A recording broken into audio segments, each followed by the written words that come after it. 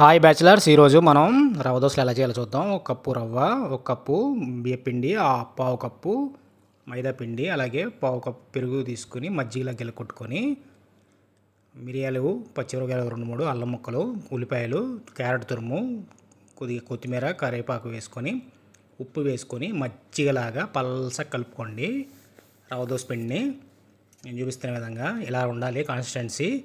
ఇప్పుడు అట్ల పెనం పెట్టుకొని దాని మీద కొద్దిగా నూనె వేసుకొని బాగా కాగనివ్వండి. ఇప్పుడు మనం కలిపి పెట్టుకున్నాం కదా రవ్వ దోశ పిండి, అది కూడా మొత్తం ఈవెన్గా అంతా పెనం అంతా వేసుకొని నూనె కూడా మొత్తం ఈవెన్గా అంతా వేసుకోండి. ఇలా వేసుకుంటే క్రిస్పీ అయిన రవ్వ దోశలు రెడీ అయిపోతాయండి. చాలా ఈజీగా, చాలా టేస్టీగా ఉంటాయి. కొబ్బరి పచ్చడితో, చికెన్ కర్రీతో చాలా బాగుంటుంది. ఇప్పుడు రెండో రవ్వ దోశ వేసుకుందాం. సేమ్ అదే ప్రాసెస్ అండి. చికెన్ కర్రీతో టేస్ట్ చేసి చూద్దాం ఎలా ఉందో. అద్దరిపోద్ది నాకు తెలిసి, సూపర్ అండి. ఇప్పుడు మళ్ళీ చట్నీతో టేస్ట్ చేసి చూద్దాం.